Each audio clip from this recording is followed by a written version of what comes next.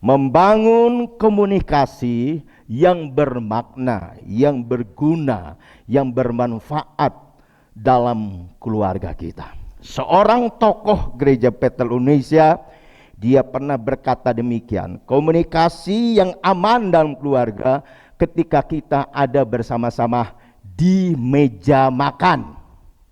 Di mana tadi?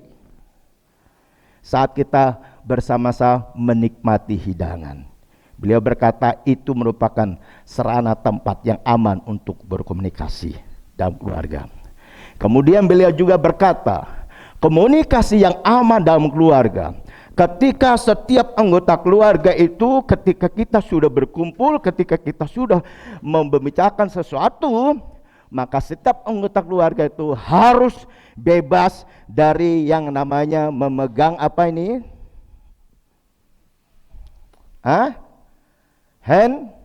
Handphone. Yang pertama tadi berkata komunikasi yang aman dan baik dalam keluarga ketika ada di meja makan.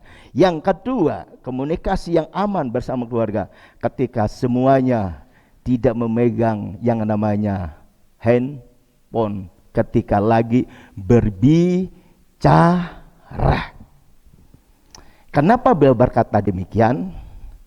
Sudah barang tentu ketika kita membicarakan sesuatu bersama keluarga, ketika semuanya fokus dengan suatu pembicaraan, maka apa yang dibicarakan itu bisa mencapai yang namanya tujuan atau apa yang kita harapi bersama.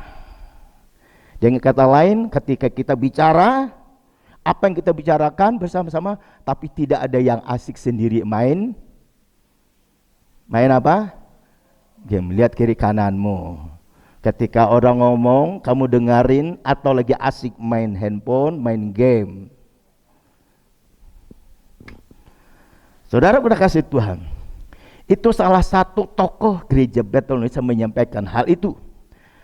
Kemudian salah satu hamba Tuhan, suatu ketika dia mengadakan suatu pertemuan dengan pengurus gerejanya, dengan para pengerjanya.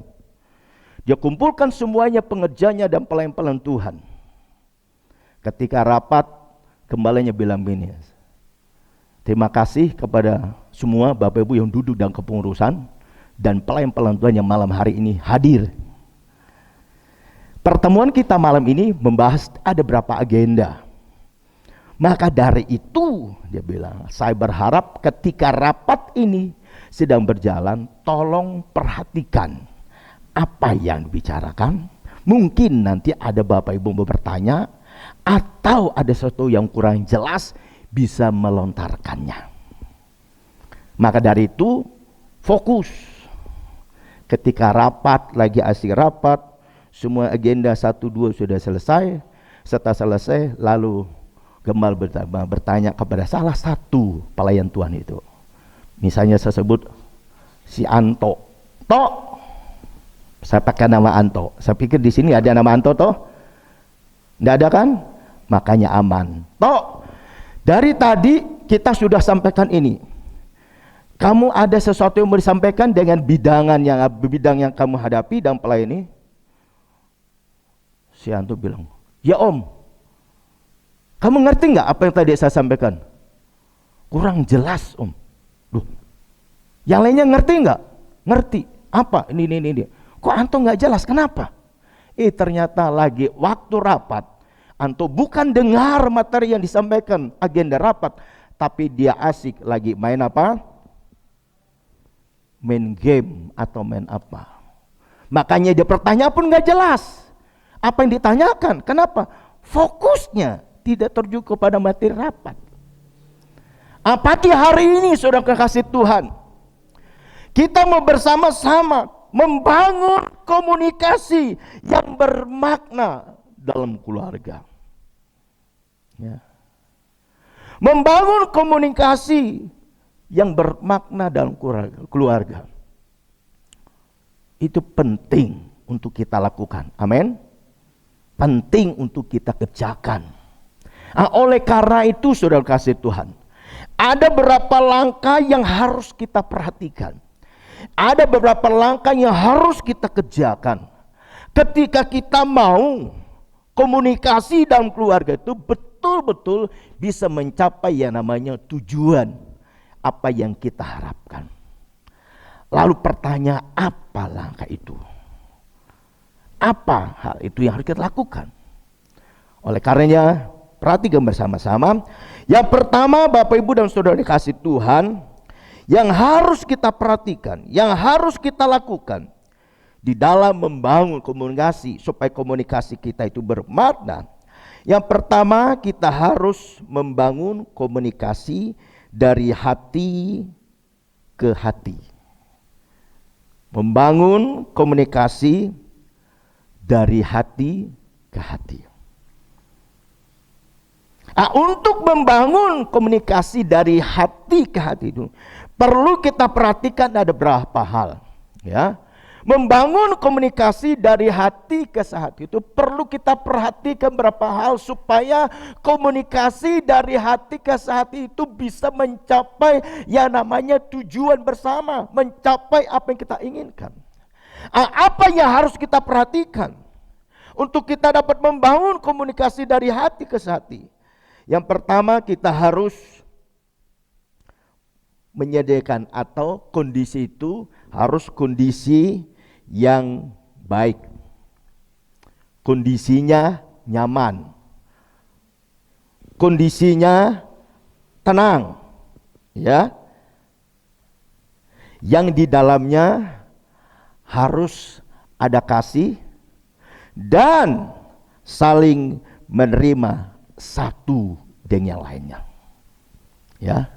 Jadi saya ulangi sekali lagi, komunikasi dalam keluarga yang bermakna yang harus kita bangun, yang pertama bangun komunikasi dari hati ke hati.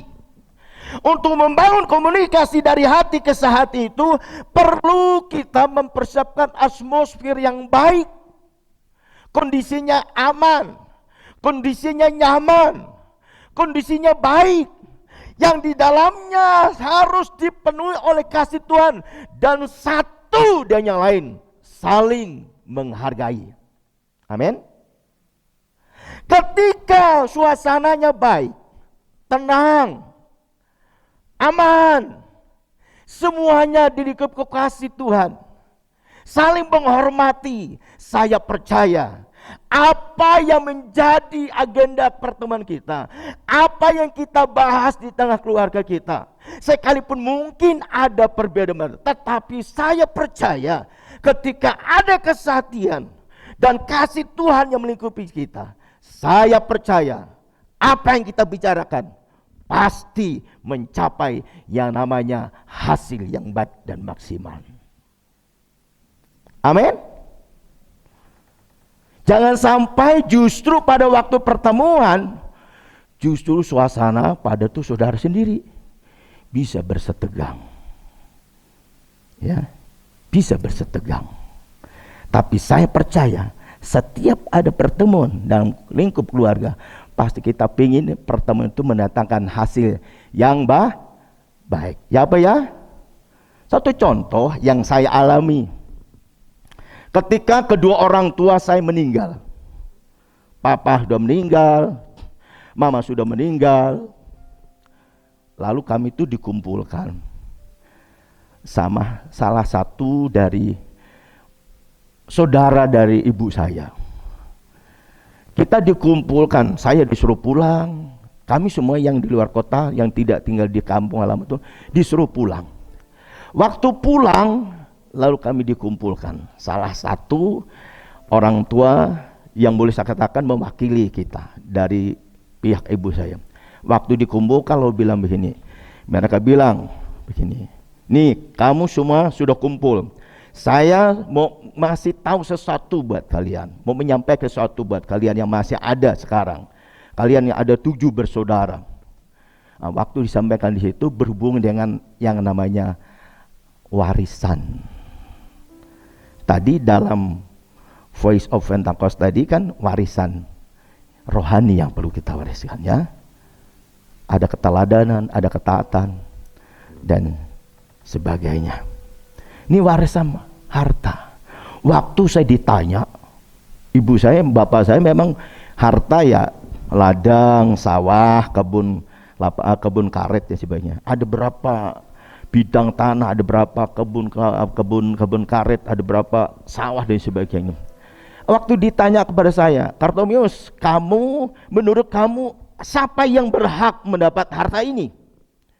Saya cuma bilang begini, kalau saya berpendapat begini, karena adik saya merawat bapak saya, ibu saya pas sampai meninggal, udahlah bagi mereka semualah. Dengan adik saya yang terakhir nomor 7 dan nomor 6, bagi mereka semua saja. Saya nggak dapat juga nggak apa-apa. Kenapa? Mereka yang ngurus orang tua saya meninggal. Puji Tuhan, singkat cerita, ketika saya melontarkan itu, akhirnya saudara-saudara lain pun bilang gini, ya sudahlah, harta itu kita serahkan kepada adik-adik kita yang mengurus orang tua ketika mereka sakit bahkan sampai meninggal. Singkat cerita, apa yang menjadi tujuan dari adik ibu saya itu tadi bisa tercapai. Akhirnya mulai dari saya, adik saya, abang saya, baik yang nomor 1 atau nomor 2, saya nomor 3, adik saya persis bilang, udahlah, serahkan mereka semua. Semuanya sudah sepakat? Sepakat. Setuju? Setuju. Sudah dibagikanlah kedua adik saya yang nomor 6 dan nomor 7 dan nomor 6. Udah dibagi mereka. Kenapa? Mereka yang ngurus orang tua sampai waktu sakit sampai bahkan sampai meninggal. Akhirnya suasananya tetap tenang. Suasananya tetap baik. Tidak ada yang setelah selesai rapat gerundel di belakang, tidak ada. Semuanya direlakan untuk diberikan kepada adik nomor 7 dan nomor 6. Tapi sebelum pertemuan itu diadakan, adik dari ibu saya bilang begini, saya berharap kalian nanti pada waktu bicara jangan sampai ada yang terpancing emosi, jangan yang salah mengerti, tapi semuanya harus dipahami apa maksud saya mengumpul kalian. Ketika kita udah ngerti, kita udah paham berhubungan dengan harta tadi, yaudah kita relakan. Akhirnya apa? Tercapailah hasil yang baik sehingga tidak menimbulkan masalah. Tapi kadangkala dalam pertemuan keluarga bukan tujuan yang tercapai, tapi justru terjadi yang namanya salah paham. Saya pernah menghadapi hal itu. Saya pernah melihat orang yang menghadapi hal itu. Justru kakak adik bisa mau berantem, nggak tanggung-tanggung, ya udah jotos tangan sama tangan, ancam lagi membunuh. Gara-gara apa? Harta. Lihat kiri kananmu, kita boleh punya harta, bilang gini. Ngomong, kita boleh punya harta sebanyak mungkin, tapi jangan sampai harta itu menjadi masalah dalam keluarga. Ya, maka dari itu perlu membangun komunikasi yang bermakna, yang mendatangkan sesuatu yang baik buat kita. Maka dari itu komunikasi yang pertama, bangun komunikasi dari hati ke hati. Sebelum itu dilaksanakan, betul-betul suasana itu harus baik, tenang. Yang semuanya dilingkup oleh kasih Tuhan satu, dia yang saling menghormat dan saling menghargai. Amin. Saya berikan sebuah contoh dalam Alkitab, dalam Kejadian pasal yang ke-12 ayat pertama hingga ke-7. Kisah tentang Abraham. Abraham dipanggil keluar dari negerinya. Dia meninggalkan negerinya. Dia meninggalkan orang tuanya. Dia meninggalkan sanak saudaranya. Saya percaya ketika Abraham mendapat panggilan Tuhan, dia tidak ujuk-ujuk langsung berangkat pergi. Tapi ketika dia dapat panggilan pada Tuhan untuk pergi dari negerinya, di suatu tempat yang Tuhan sudah sediakan, supaya dia menjadi bangsa yang besar, supaya dia menjadi bangsa yang diberkati, supaya dia juga menjadi bangsa-bangsa yang boleh menjadi berkat bagi bangsa-bangsa lain. Saya percaya Abraham sebelum dia berangkat pasti dia adakan pertemuan dengan keluarganya. Amin. Siapa yang ikut, siapa yang tidak boleh ikut, barang apa yang dibawa dan sebagainya. Dan sudah barang tentu ketika Abraham pergi dari negerinya, dari sanak saudaranya, dari orang tuanya, pasti didukung dalam doa. Supaya apa? Perjalanannya berhasil. Amin. Berikan tepuk tangan buat Tuhan kita Yesus Kristus. Jadi ini bagian pertama. Membangun komunikasi yang bermakna dalam keluarga. Yang pertama, komunikasi dari hati ke hati. Mudah gak untuk melakukan itu? Tidak mudah, saudara. Tapi sekalipun tidak mudah, kita pasti bisa lakukan. Kalau kita mau, amin. Kalau kita mau, ya. Memang tidak mudah, tidak seperti memurtad telapak tangan. Tapi saya percaya, ketika kita mau berjuang melakukan itu, pasti bisa tercapai. Oleh karenanya, dalam poin yang pertama ini saya mau tegaskan bagi kita semua, bangun komunikasi dari hati ke hati yang berlandaskan kasih daripada Tuhan. Supaya apa? Supaya satu dan yang lainnya saling menerima, saling menghargai. Supaya apa yang kita bicarakan, apa yang kita inginkan bisa tercapai dengan baik. Dan tentunya ketika sudah mencapai hasil yang baik, itu semuanya kita bisa menikmatinya bersama-sama. Amin. Itu yang pertama. Yang kedua, langkah yang kedua yang harus kita lakukan, yang harus kita kerjakan untuk membangun komunikasi dengan baik yang bermakna di dalam keluarga. Yang kedua, jadilah pendengar yang baik. Jadilah pendengar yang baik. Ada istilah yang baru-baru ini muncul, baru saya katakan yang baru-baru ini muncul belakangan ini. Istilah itu menggambarkan, ya, sikap yang mengabaikan seseorang yang berinteraksi atau lawan bicara kita dengan yang berinteraksi atau lawan bicara kita, dan kita lebih fokus kepada yang lain, contohnya handphone kita. Istilah itu disebut, itu namanya pubing. Jadi orang bisa berinteraksi dengan kita, tapi kita nggak fokus dengan orang itu, dengan lawan bicara kita. Dia ngomong dengan kita, tapi dia asik sendiri. Bahasa seharinya apa? Kita cuek. Ketika dia ngomong, kita manggut-manggut, tapi belum tentu ngerti. Cuman manggut. Istilah itu pubing. Jadi mengabaikan lawan pembicaraan kita. Hal ini sangat buruk kalau itu terjadi di tengah keluarga kita. Saya ngomong di tengah keluarga saya sampai berbuih mulut saya dari pagi sampai sore. Tapi kalau anggota keluarga saya sendiri, saya ngomong semuanya asik main handphone, bisa tercapai enggak apa yang saya harapkan? Hanya dua kemungkinan, bisa tercapai tapi enggak maksimal. Tapi kemungkinan besar tidak akan pernah tercapai. Kenapa? Kita ngomong tidak didengarin.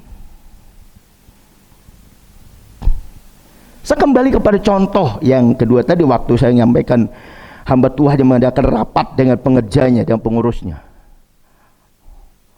Waktu rapat, setelah ditanya kepada yang namanya Anto tadi, kok kamu tadi kok nggak fokus? Kenapa? Tanya dia main handphone. Hamba Tuhan tuh bilang begini, toh saya ngomong dengan kamu, bukan ngomong dengan yang lain. Ketika saya ngomong dengan kamu, lihat saya, dia bilang. Hamba Tuhan tuh marah. Lihat saya, apa yang saya maksud? Ya Om, saya tanya tadi kamu kok bisa tidak ngerti apa yang saya sampaikan. Sekarang saya ngomong sama kamu, ketika saya ngomong dengan kamu, kamu jangan tunduk terus. Lihat saya. Ya Om, lihat. Lain kali kalau saya lagi bicara, jangan kamu asik sendiri. Lihat saya, apa yang saya maksud. Supaya apa yang kamu ngerti, supaya apa yang kita harapkan terjadi. Akhirnya si Anto tuh, oh minta maaf, saya tadi lagi asik main handphone sendiri waktu rapat. Bapak Ibu Saudara kasih Tuhan, sama Tuhan ini marah. Kenapa? Bukan marah benci kantornya, bukan, tapi marah karena ketika dia lagi nyampaikan semuanya bahan disampaikan agenda rapat, si Anto asik sendiri. Saya berharap di tempat ini tidak ada. Jangan langsung tegang saudaraku, jangan langsung waduh Om Yus lagi marah apa? Ora. Cuman kalau saudara lagi bicara dengan siapa-siapa, tolong dengarin dia ngomong. Karena yang kita ajak bicara tuh bukan patung, tapi manusia. Bilang kiri kananmu, ulangi bersama-sama. Siapa yang kita ajak berbicara? Ayo sama-sama, siapa yang kita ajak berbicara? Itu bukan patung, tapi itu manusia. Jadi dia punya perasaan. Ya. Dia punya perasaan. Tolong dihargai. Amin. Saudara kasih Tuhan, saya beri contoh dalam firman Tuhan. Kisah ada seorang yang buta bernama Bartimius. Ya. Pada waktu itu dia datang pada Yesus minta tolong supaya apa? Dia disembuhkan. Coba perhatikan, kita buka saja firman Tuhan supaya lebih jelas di dalam Injil Markus pasal yang ke-10 ayat yang ke-46 hingga 49. Ya. Saya bacakan Tuhan. Lalu tibalah Yesus dan murid-muridnya di Yeriko. Dan ketika Yesus keluar dari Yeriko bersama-sama dengan murid-muridnya dan orang banyak yang berbondong-bondong, ada orang pengemis yang buta namanya Bartimius, anak Timeus, duduk di pinggir jalan. Ketika didengarnya bahwa itu adalah Yesus orang Nazaret, mulailah ia berseru, Yesus anak Daud, kasihanilah aku. Banyak orang yang menegurnya supaya dia diam. Ia diam. Namun semakin keras ia berseru, anak Daud, kasihanlah aku. Ayat ke-49. Baca bersama-sama, 1, 2, 3. Lalu Yesus berhenti dan berkata, panggillah dia. Mereka memanggil orang buta itu dan berkata kepadanya, kuatkanlah hatimu, berdirilah, ia memanggil engkau. Dan seterusnya, ayat ke-51, 52 dan seterusnya. Ketika Bartimius itu minta tolong pada Yesus, ketika mereka keluar dari Yeriko, ternyata ada orang yang gak suka. Lalu orang itu memarahi, ngapa sih kamu teriak? Berisik. Diam, Yesus mau lewat. Ini tamu istimewa. Kamu teriak-teriak. Tapi semakin dimarahin, semakin keras dia berteriak. Yesus anak Daud, tolong aku. Setelah itu Yesus berhenti. Lalu Yesus bilang, panggil dia. Panggil dia. Ketika sudah dipanggil dia, lalu Yesus bertanya, ayatnya ke-50, 51 dan seterusnya, apa yang aku harus perbuat? Apa yang kau minta daripada aku supaya aku harus perbuat? Bartimius bilang, aku mau dapat melihat. Singkat cerita, Bartimius ditolong tuh Tuhan. Coba kalau Yesus nggak mau dengar, coba Yesus langsung pergi saja, biarin aja. Tapi karena Yesus mau mendengar jeritan apa yang disampaikan oleh Bartimius, dia mendengar. Ketika dia mendengar, lalu dia tanya, apa yang kamu mau supaya aku lakukan? Sembuhkan mataku. Jadi untuk membangun komunikasi yang berbadan keluarga, yang pertama tadi bangun komunikasi dari hati ke hati, amin. Yang kedua, jadi pendengar yang baik. Kenapa jadi pendengar yang baik? Supaya kita ngerti apa maksud orang itu ngomong dengan kita. Kenapa kita harus mendengar dengan baik? Supaya kita ngerti, selain kita mendengar, kita tahu apa yang harus kita lakukan terhadap orang itu. Hari-hari ini mungkin Bapak Ibu sudah menjerit, mengharapkan pertolongan Tuhan. Percayalah, Tuhan itu pribadi yang selalu mempersiapkan telinganya untuk mendengar jeritan hatimu. Amin. Ketahuilah, dia pribadi yang tidak hanya mendengar, tapi dia ada kedua tangannya yang siap untuk memegang engkau. Mungkin kau tidak berdaya, tapi percayalah, ada tangan Tuhan yang kuat menopang engkau. Yesus pribadi yang siap mendengar jeritan hatimu. Dia tidak hanya mendengar, dia tidak mau, tapi dia akan menyatakan kuasanya untuk menyatakan kebaikan dan pertolongan bagi kita. Kalau Bartimeus saja ditolong Tuhan, saya percaya saudara saya pun pasti ditolong Tuhan. Amin. Oleh karena pagi hari ini, jadilah pribadi yang mau belajar banyak mendengar, supaya dengan mendengar yang baik kita bisa mengerti apa masalah orang itu, dan kita juga mengerti apa yang harus kita lakukan untuk menolong orang itu. Oleh karena pada pagi hari ini, saya tidak mengerti apa beban dan pergumulan yang Bapak sudah hadapi. Tapi kalau engkau tetap berseru pada Tuhan, Tuhan pribadi yang tidak pernah tinggalkan kita jalan sendiri. Di masa-masa pandemi, saya percaya kita banyak mengalami pertolongan Tuhan. Amin. Kita banyak mengalami pertolongan Tuhan. Ya, kita banyak mengalami pertolongan Tuhan. Satu kalimat atau kata-kata yang sering kali Kohendor sampaikan dengan saya pada waktu saya di ruang isolasi, bilang begini, bagaimana Pak Bartimeus kondisi? Puji Tuhan baik kok. Tapi hasilnya begini. Kalimat itu tidak enak memang di telinga, tapi mau tidak mau saya harus berbesar hati menerimanya. Bilang begini, dinikmati saja Pak. Dinikmati saja. Kok saya tuh kayak begini, ya dinikmati aja, mau gimana lagi? Oh iya ya, kalau saya lihat, aduh rasanya orang kepena temen, tapi dinikmati saja. Oh iya ya, dinikmati saja. Amin. Kadang-kala orang sinkron dengan suasana hati, tapi itulah kenyataan. Tapi dalam kondisi seperti itu, percaya Tuhan tidak tidur. Tangannya selalu terbuka untuk saudara dan saya. Amin. Asal saudara mau tetap terus mendekati kepada Tuhan seperti Bartimeus. Kalau ada orang yang hari-hari ini mungkin bercerita dengan Anda mengenai ekonomi kah, mengenai pekerjaan kah, atau yang lain, mari kita meladani Yesus menjadi pendengar yang baik. Amin. Jangan asik dengan handphone kita terus. Handphone ini bisa dipakai, ya, tidak selamanya salah.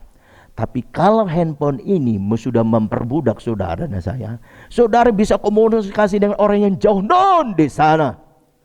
Tapi orang yang ada sekelilingmu, kamu cuekin.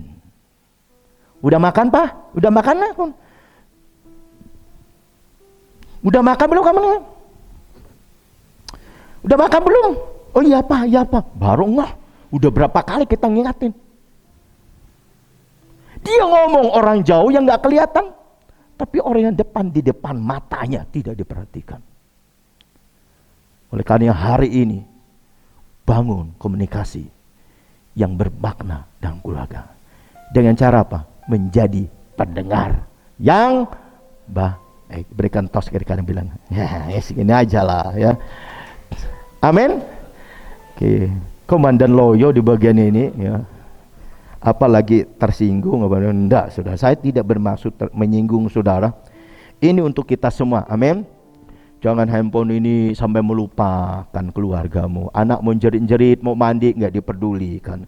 Suamimu minta supaya buat teh manis, buat sendiri, papa lagi. Aduh, Shopee lihat aja terus, Shopee aja. Air panas sudah tak buat Pak, Indomie sudah ada dia, buat sendiri ya Pak, aku lagi asik. Diajak ngomong, ditanya ini, diem aja, tapi guyu sendiri. Repot. Jangan mau diperbudak dengan ini, amin. Ini perlu, tapi jangan sampai kita diperbudak, sampai kita melupa orang-orang dekat kita. Yang terakhir, membangun komunikasi yang bermakna dalam keluarga. Yang ketiga itu saling mendorong atau menguatkan. Di dalam 1 Tesalonika pasal yang kelima, 1 Tesalonika pasal yang kelima, ya, mulai dari ayat yang kelima hingga ke-11, ya. Demikian firman Tuhan. Karena kamu semua adalah anak-anak terang dan anak-anak siang. Kita bukan orang-orang malam atau orang-orang kegelapan. Sebab itu baiklah jangan kita tidur seperti orang-orang lain, tetapi berjaga-jaga dan sadar. Sebab mereka yang tidur waktu malam, dan mereka yang mabuk waktu malam.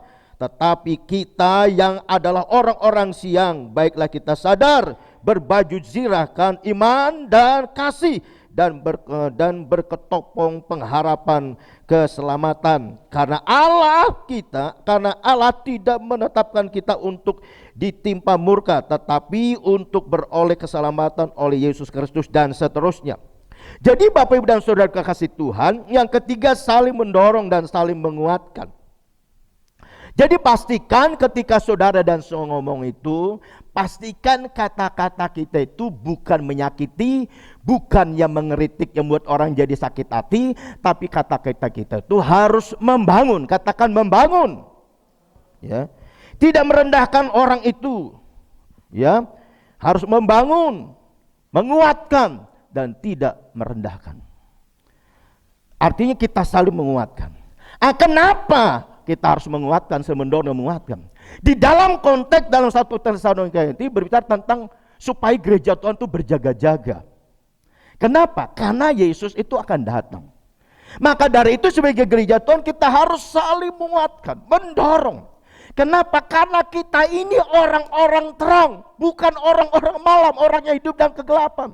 Karena kita ini adalah gereja Tuhan, supaya apa? Supaya kita saling mempersiapkan diri dan terus berjaga-jaga. Sebab Yesus Kristus akan datang seperti pencuri yang tidak seorang pun yang tahu. Maka dari itu sebagai gereja Tuhan harus saling mendorong dan menguatkan, supaya apa? Supaya kita tetap setia, supaya kita tetap mengasihi Tuhan, supaya kita tetap terus berharap pada Tuhan. Amin. Amin. Renungan pada waktu kita ibadah pengerja kemarin, Pak Freddy bilang begini, hidup ini tidak ada kepastian. Tidak ada yang pasti. Ketika menghadapi kondisi begitu, kita bisa menyalahkan orang lain, bisa juga menyalahkan Tuhan. Tuhan, mana engkau? Katanya Tuhan itu baik, tapi mana uluran tanganmu Tuhan? Menghadapi ketidakpastian.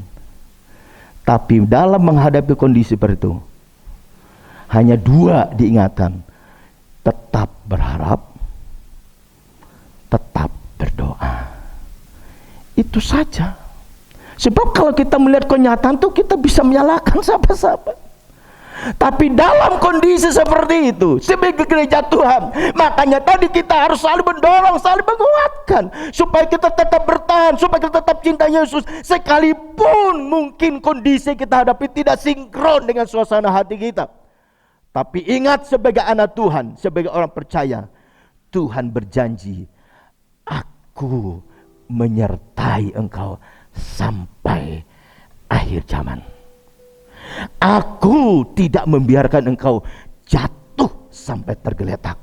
Buktinya sampai hari ini, saya mau tanya Pak Freddy, masih bisa makan toh? Berapa kali makan satu hari? Lebih daripada 3 kali. Itu tandanya dipiara Tuhan. Amin. Sekalipun kondisi tidak menentu, tapi Tuhan berkata, aku ngerti kamu bingung. Aku ngerti engkau sudah bingung mau lakukan apa-apa.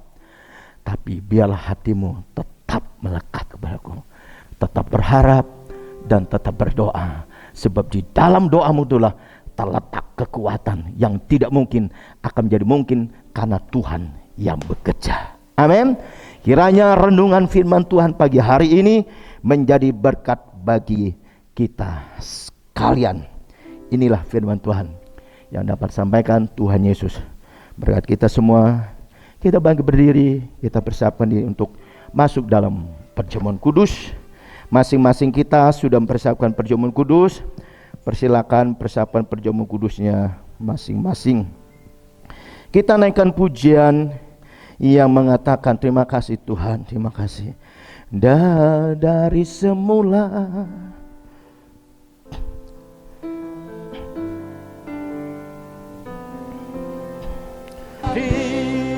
oh semua baik. Amin Tuhan, angkat tanganmu.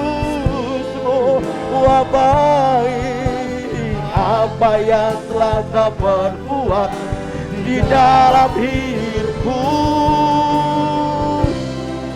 Amin.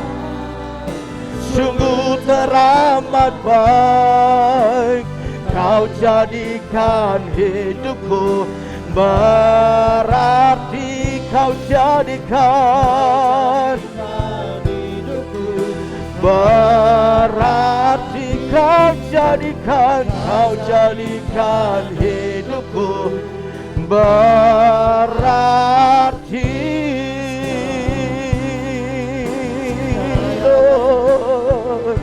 haleluya. Dari semula Engkau telah tetapkan. Haleluya Yesus. Haleluya.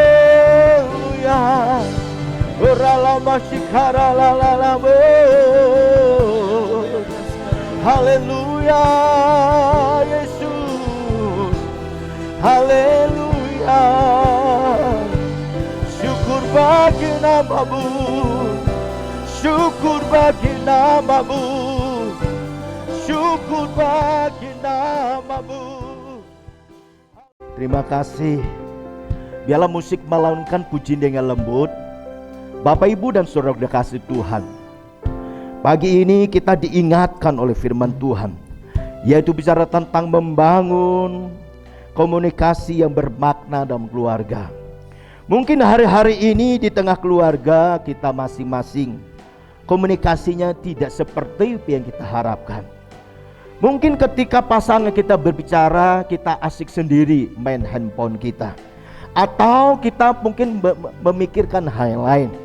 Mungkin ketika anak kita berbicara, kita juga mungkin tidak peduli karena kita asik sendiri dengan gadget kita.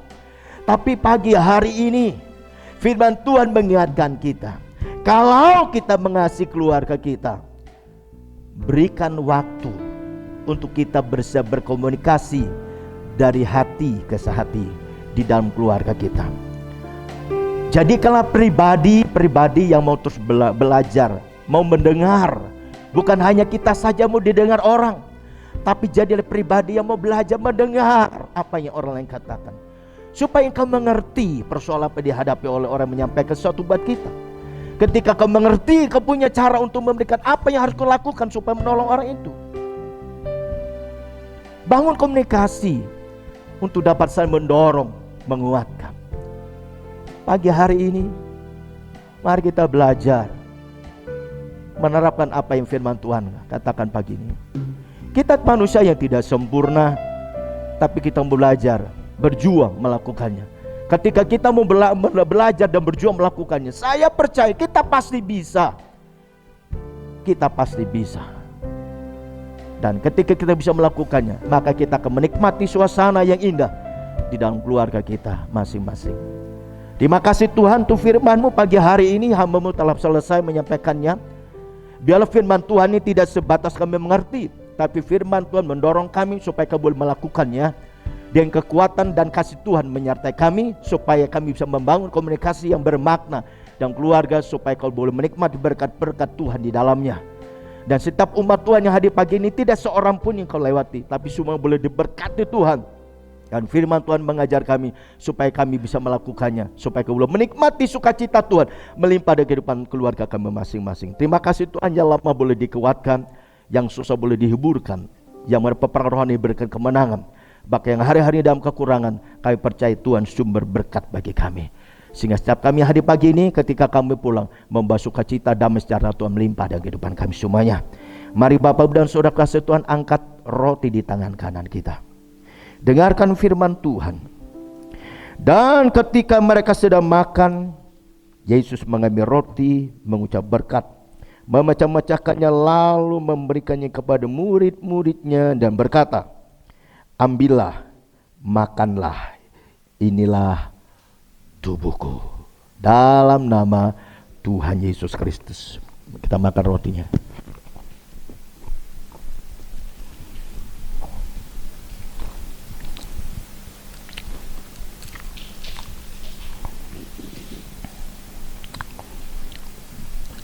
Angkat cawan anggur di tangan kanan kita. Sesudah itu ia mengambil cawan, mengucap syukur, lalu memberikannya kepada mereka dan berkata, minumlah kamu semua dari cawan ini, sebab inilah darahku, darah perjanjian yang ditumpahkan bagi banyak orang untuk pengampunan dosa. Di dalam nama Tuhan Yesus Kristus. Kita minum anggurnya. Haleluya.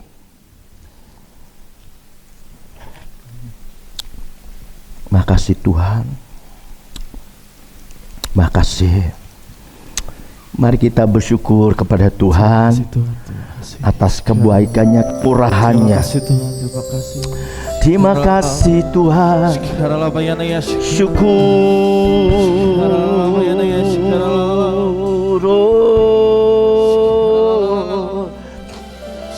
Syukur Tuhan buat kasih-Mu, buat kebaikan-Mu. Haleluya. Rala masyikara la la la la ya rala masyikara la la la la. Haleluya. Haleluya. Oh rala masyikara la la la. Rala masyikara la la la la la. Kasih-Mu Tuhan, kasih-Mu Yesus. Oh, rala masyikara la la la. Haleluya, haleluya. Rala masyikara la la la la la. Haleluya, Yesus. Haleluya, haleluya. Kasih Allahku sungguh telah terbukti ketika Dia serahkan anaknya. Kasih Allah mau berkorban bagi kau dan aku. Tak ada kasih seperti kasih-Mu. Bersyukurlah, bersyukur, bersyukur, bersyukurlah, bersyukur karena kasih setia-Mu. Ku sembah, ku sembah, ku sembah, dan ku sembah selama hidupku. Ku sembah Kau Tuhan. Bersyukurlah, bersyukur, bersyukur, bersyukurlah, bersyukur karena kasih setia-Mu. Ku sembah, ku sembah, ku sembah, dan ku sembah selama hidupku. Ku sembah Kau Tuhan selama hidupku, selama hidupku. Ku sembah Kau Tuhan selama hidupku, selama hidupku. Ku sembah Kau Tuhan. Oh haleluya. Terima kasih Tuhan. Terima kasih Bapak. terima kasih. Terima kasih Bapa, terima kasih Bapa Surgawi, Bapa dalam nama Tuhan Yesus. Terima kasih buat pimpinanmu, kehadiranmu dalam ibadah kami pagi hari ini, dari awal pertengahan ke penghujung ibadah ini. Semuanya bisa berjalan berkat pimpinan Tuhan di dalamnya. Dan kami tidak lupa berdoa untuk semuanya sudah ambil bagian pelayanan pagi ini. Kiranya kuasa Tuhan, urapan Tuhan terus turun atas kami semuanya, supaya kami dapat melakukan segala tugas pelayanan dengan baik, dan kekuatan Tuhan menyertai kami. Dan umat Tuhan yang hadir pagi ini semuanya boleh mengalami lawatan Tuhan dan pertolongan Tuhan, sehingga membuat kami untuk tetap mengasihi Tuhan. Tidak lupa berdoa buat ibadah nanti sore, supaya Roh-Mu yang Kudus yang terus memampukan kami, mengurapi kami, supaya melayani maupun dilayani ada kerjasama yang baik, sehingga pelayan kami memuliakan nama-Mu, dan pelayan kami boleh membawa sesuatu yang berguna, bermanfaat bagi setiap umat Tuhan yang hadir, supaya tetap jadi umat Tuhan yang setia, mempersiapkan diri, dan tetap terus berjaga-jaga, karena kami tahu waktu kedatangan-Mu sudah singkat bagi kami. Terima kasih Tuhan, terpujilah nama-Mu.